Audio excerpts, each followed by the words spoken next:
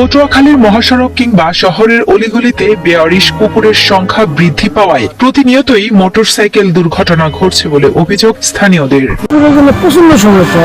এই কিছুদিন আগে আমারই একটা সামনে করছে, আমাদের ফোকাস থেকে সামনে থেকে তখন হঠাৎ একটা কুকুর রাস্তার এদিক থেকে ওদিকে দৌড় দিল। সেই ক্ষেত্রে আমরা ওই ড্রাইভার ঘাবড়ে যাওয়ার কারণে একটা দুর্ঘটনার সৃষ্টি হয় এবং দেখা যায় অনেক জায়গায় রাস্তা খারাপ থাকে বা জ্যাম থাকে, সেখানে বেয়ারিশ কুকুরগুলো যদি থাকে তখন ড্রাইভারদের উপর আক্রমণ করে বসে। যখন আমরা গাড়িটা খুব স্পিডে থাকে তখন হঠাৎ করে কুকুর আইসা বললে আমরা আর তখন কন্ট্রোল করা থাকে না, তখন একটা দুর্ঘটনা হওয়ার চান্স থাকে। এদিকে মানুষকে কুকুরের খাবারের দায়িত্ব নিতে হবে, তাহলে সড়ক কিংবা মহাসড়কে কুকুর আসবে না বলে জানান এনিম্যাল লাভার অব পটুয়াখালী সদস্য কে এম বাচ্চু। এতে করে সড়কে মোটরসাইকেল দুর্ঘটনা কমবে বলেও আশা করেন তিনি। এখানে যদি প্রত্যেকটা নাগরিক যার যার জায়গা থেকে যদি মনে করে যে প্রাকৃতিক পরিবেশের ভারসাম্য রক্ষার দায়িত্ব আমার, প্রত্যেকটা বন্যপ্রাণীর দায়িত্ব আমার, সেক্ষেত্রে হচ্ছে কুকুর যেহেতু প্রতিনিয়ত আমাদের উপকার করে যাচ্ছে এবং প্রভুভক্তি বলে কুকুরকে, সেক্ষেত্রে যদি প্রত্যেকটা মানুষ যার যার জায়গা থেকে যদি কুকুরের দায়িত্ব নেয় এবং শুধু খাবারটা নিশ্চিত করে, আমার মনে হয় যে কোনো কুকুর গ্রাম ছেড়ে বাড়ি ছেড়ে আর সড়ক পথে আসবে না এবং সড়ক পথে না আসলে কিন্তু দুর্ঘটনা কমানো সম্ভব। জেলা প্রাণী সম্পদ কর্মকর্তা ডাক্তার মোহাম্মদ ফজলুল হক সর্দার জানান, বেয়ারিশ কুকুর নিধন করার আইন নেই, তবে বেয়ারিশ কুকুর যাতে মহাসড়কে চলাচল করতে না পারে তার ব্যবস্থা গ্রহণ করা প্রয়োজন। এই কুকুরগুলো নিধন করার কোনো আইন নেই, আমরা কখনো নিধন করবো না, কিন্তু এগুলো আমরা নিয়মিত হেলথ ডিপার্টমেন্টের মাধ্যমে টিকা প্রদান করে থাকি, যাতে এই কুকুরগুলো মহাসড়কে না আসতে পারে সেই ব্যবস্থা করা দরকার। এদিকে পার্বত্য জেলা রাঙ্গামাটি শহরেও বেয়ারিশ কুকুরের কামড়ে 3 দিনে 80 জন নারী পুরুষ আহত হয়েছেন বলে জানা যায়। প্রতিদিন হাসপাতালে ভিড় করছে কুকুরের কামড়ে আক্রান্ত রোগীর সংখ্যা। এতে করে মানুষের মধ্যে আতঙ্ক ছড়িয়ে পড়েছে।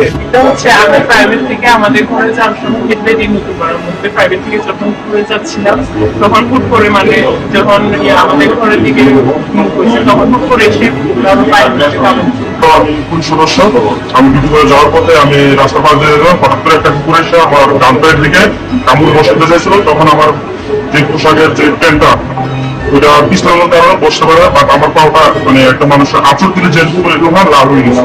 আমাদের এলাকা আমাদের বাজারে আপনার 8:30 দিকে আমাদের এলাকায় আমি 6-7 জনকে কামড়াইছি। এটা পুলিশ সদস্য সহ এই যে 25 তারিখটা একদিনই 40 জন কুকুর কামড়ে ঠোকার।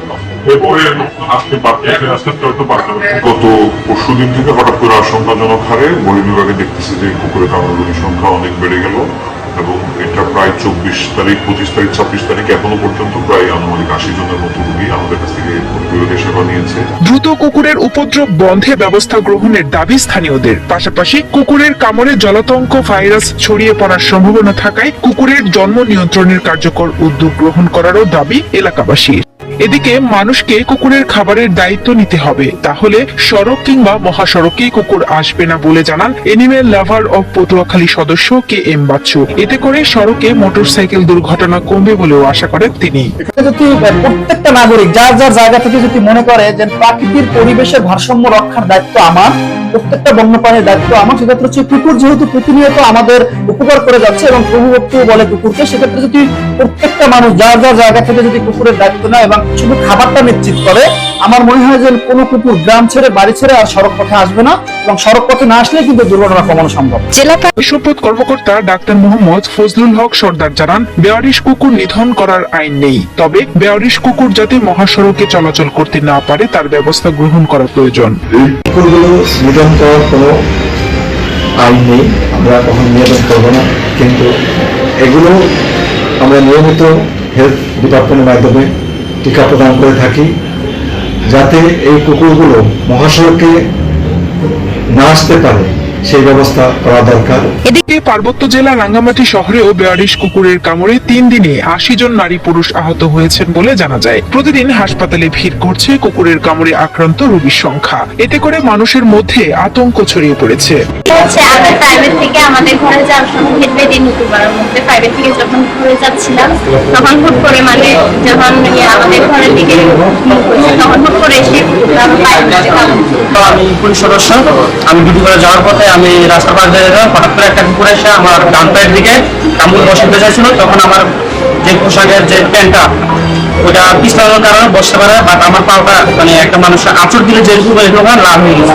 আমাদের এলাকা মানুষের বাজারে আপনার আনুমানিক 7:30টার দিকে একটা আমাদের এলাকায় আমি 6-7 জনকে কামড়াইছি, এটা পুলিশ সদর সহ। এই যে 25 তারিখটা একদিনে 40 জন কুকুর কামড়ের সংখ্যা, এরপরে আজকে বাড়তে গত পরশুদিন থেকে হঠাৎ করে আশঙ্কাজনক হারে বহির্বিভাগে দেখতেছি যে কুকুরের কামড়ের রোগীর সংখ্যা অনেক বেড়ে গেল এবং এটা প্রায় 24 তারিখ, 25 তারিখ, 26 তারিখ এখনো পর্যন্ত প্রায় আনুমানিক 80 জনের মতো রোগী আমাদের কাছ থেকে বহির্বিভাগে সেবা নিয়েছে। দ্রুত কুকুরের উপদ্রব বন্ধে ব্যবস্থা গ্রহণের দাবি স্থানীয়দের। পাশাপাশি কুকুরের কামড়ে জলাতঙ্ক ভাইরাস ছড়িয়ে পড়ার সম্ভাবনা থাকায় কুকুরের জন্ম নিয়ন্ত্রণের কার্যকর উদ্যোগ গ্রহণ করারও দাবি এলাকাবাসীর।